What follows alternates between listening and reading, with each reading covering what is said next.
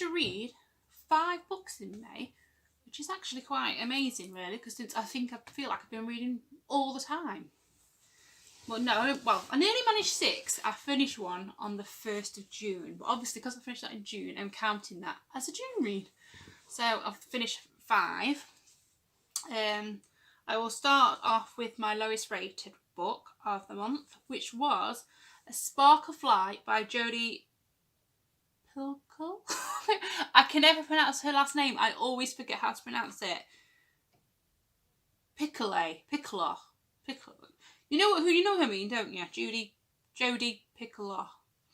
It was A Spark of Light, and I read that by audiobook. How can I explain this book? It was a weird kind of book because it told the story backwards. It started at the end and then went backwards to how all the characters got to the place where they were, and it was centered around an abortion clinic, and there's a man gone in there with a gun and he's firing it up and he's threatening people, keeping people hostage. And it's telling you each character's what their situation is, what their thoughts about abortion, why are they at the abortion clinic. And it actually opened your eyes, really, to a thing, because people aren't always there for the reasons that you think they're there for. I don't agree with abortions. I think the highest thing that it should be is 10 weeks and under or something like that, because I class it as being a baby, but other people obviously don't. And I think the abortion cut-off limit is 24 weeks in the UK. But other people have different reasons, and it actually opens your eyes up to see what other people's reasons are for going to get an abortion. Because if I was put in some of their shoes, sometimes I think, would I agree with them, and would I do exactly the same thing that they did, even though I don't agree with it personally, if you know what I mean. So once you're in that situation, it's quite different, and it gave you everybody's different perspectives about everything, and it was a really good, interesting book to read, but because it was told backwards, it was a bit confusing. And let me just move this a little bit. It was a bit confusing, and I couldn't really get into it that well, but it was all right. I gave it a 3 out of 5 stars for that. Hold on, the kids are shouting. I think they're arguing. Hopefully. Right. Anyway, and then the next one I gave was Who Killed Ruby by Camilla Way, and this I read as an advance read from NetGalley. Even though I don't think it was actually an advance read, this one. I think this one actually was released last year, 2019. I'm not 100%. But that one is about... do you know, I probably read it a few weeks ago and I completely forgot what happened in all these books. I'm reading so many. But let me think. It goes back to this girl, and I forgot her name now. Annette. No, not Annette. Tony, I can't remember her name. Right, and it goes back, and she is Anita. No, it's not. Annette. Something like that, anyway. She goes back, she's 8 years old, and she's got a 16-year-old sister, and her 16-year-old sister is pregnant. She's about 8.5 months pregnant, so she's due to give birth anytime soon. And her mum's gone to work or somewhere, so they're left in the house by themselves. But then, somebody kills Ruby, the 16-year-old. And the only witness to who it was is this 8-year-old girl. And she said that who killed her, and he goes to prison. But he's determined that it wasn't him. He keeps saying it wasn't him. And years later, I think it's about 32 years later, this girl's grown up. She's got her own cash. She lives with her mum. She's got her own teenage daughter now. And things start to come back from the past. And then somebody ends up kidnapping her daughter and saying, tell the truth, I'll only release her when you tell the truth about who killed Ruby. And so then she goes back trying to remember all these things, what happened and everything. Anyways, I knew a good book, but I guessed who the killer was. And I guessed it very, very early on, very early on in the book. So I think I'm just good at guessing. I also guessed who the person was who kidnapped the daughter, because it was a different person to who the killer was. And I guessed who kidnapped the daughter to who it was. I'm good, I am getting in these thrillers. Anyway, I gave that 4 out of 5 stars. That was, yeah, there was an ebook I read on NetGalley. And the next one, I listened to an audiobook of The Boy in the Striped Pyjamas by John Boyne. I have been wanting to read this book for ages because I watched the film and I absolutely loved the film. It was a brilliant film, and by the end of the film I was in floods and floods of tears, absolutely sobbing my eyes out, and it was just a brilliant book, so I couldn't wait to read the book. Now, the book was told through the eyes of Bruno, who's a 9-year-old boy, and he lives in Germany with his mum, dad and his sister, but then his dad gets a new job and he has to move house. And when they move house, outside of his house, they can see like a big fence up and a camp there with lots of people about in striped pyjamas. Now we understand that it's the I can't even pronounce the word now. The word has completely gone out of my brain. What's Auschwitz. I can't remember the word now, but you know what I mean. That Auschwitz, you know, the camps of the Jews and things. Anyway, we know what it is, but obviously Bruno, being 9 years old, he doesn't understand what it is, and that his dad actually works there. He's bored because he's got no friends, so he ends up exploring the land around the house, and when he's exploring the land around the house, he meets a boy on the other side of the fence, and they become friends, and he goes there and quite often and talks to the boy through the fence and just becomes really good friends with him. But then one day the family decide that they're going to move back to their old house. So Bruno wants to go and say goodbye to his friend. And then that's when things get a bit interesting. The story's told through the eyes of a 9-year-old. It feels like you're reading a children's book or a middle grade book, but apparently, according to the author himself, he says he hasn't aimed this book at a particular age group. It's a children's or an adult's book. Which, to be honest, it was a good read, but the ending in the book was different to the ending in the film. The ending in the film I loved. This ending was just okay.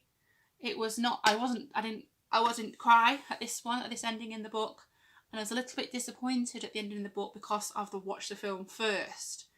So if you haven't watched it, I would say read the book first and watch the film. And I actually preferred the film, which is amazing because I always prefer the books over the film. There's hardly any films I prefer over the book version. I can think of this one at the moment. This one, another one that is very close would say The Help by Catherine Sprocket, something like that. Catherine somebody. The Help. That is a close second. I can't think of anything else what I've read that I've liked better. Room. I do like the book better, but the film was very close. Anyway, yeah, I gave that one 4 out of 5 stars. And the next one I read was this one. I See You. This is by Claire Mackintosh. I read this for a book club. Which book club was it? Beth. I think it was Beth's book club. It's on Facebook. Beth's book club. It's called. See, I'm going to Doolally today. I don't know what I'm calling. These kids, they're driving me potty. It's been too long. I've spent too much time with them, making me go crazy. Anyway, oh no, they're doing it. They're arguing again. Can you hear them shouting? I just hope they don't come in here. And this is for Beth's book club, and it's Claire Mackintosh. I've read her first book, which is called. Wait a minute. I feel like I've told. Yeah, I was just thinking. I feel like I told you this, but I read another book of hers last month, which was The Donor. I read a quick read of hers for The Donor, but the first book I read was actually If I Let You Go. I think it's called. Somewhere down here on my bookshelf. I can't find it right now. I'm surprised I can't find it because I had it out the other day. Anyway, this is her second full book I've read, and her third book out of all, including the little quick reads book I read. I still love the first one the most, but I did give this 4 out of 5 stars. This one tells of a woman called Zoe, and she is on the subway or train station, and she sees an ad in the paper and it's a classified ad that goes to a website and a phone number that doesn't work. And it's a picture of her, so she thinks. She shows the family, they think, nah, it's not her, but she thinks it might be, it looks like her. And she doesn't think nothing of it until a few days later, she sees another picture in the newspaper of a woman, but the woman in the newspaper has just been murdered. And she finds this a bit funny that it's the same thing and it links to the same website and same number. So she contacts the transport police, I think. Or, I don't know, somebody gets in touch. And the transport police woman is called Kelly. But then she gets upgraded to the murder investigation team because she wants to carry on. Which I found a bit weird that she went from the Blackridge Transport Police and just upped to the murder investigation team just like that. But it did go well with the story. And then loads of other people who are in the find pictures in the paper, they end up getting either murdered or attacked or something happening with them. And this thing, obviously there's a connection, and they want to know who's behind the people, who's putting the adverts in the paper in the first place, who's attacking these women, and what's going on basically. I really loved it. I did not guess who it was. Which is amazing because, like I said, I'm getting really good at guessing all these murderers and who done it. No, I didn't. I didn't guess it. That's why it got 4.5 stars. It got higher because the more I don't know it, the better it is for me. But there was a good twist at the end. The twist as well, I did not see coming, which was even better.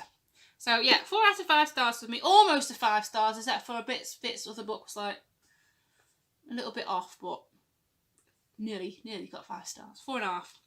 And my last but not least book was another ebook that I bought off Kindle. No, I didn't buy it. I got it off Kindle Limited, is it called? I got a free trial to Kindle Limited and listened to it on there. Well, read it on there, should I say. And that is The Butterfly Garden by Dot Hodgkinson. Now, this is a part of a 4-part series, but I've heard that each one is different. Or something. I can't explain. It follows the same police officers, but each story is completely different. So you don't have to read them in order or whatever. You can just read one and then that's it. Anyway, this is the first one.